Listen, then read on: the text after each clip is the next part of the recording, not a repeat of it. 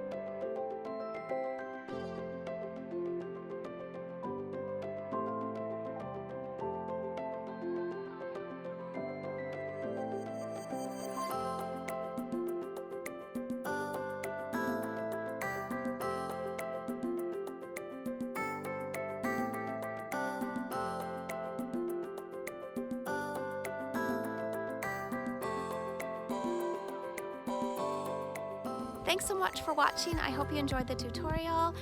Be sure to subscribe so that we can keep in touch and you can see my next videos. You can also find me on Instagram at Coastal Nicole, or on my website at NicoleWarrington.com, or on Facebook at Nicole Warrington Studio.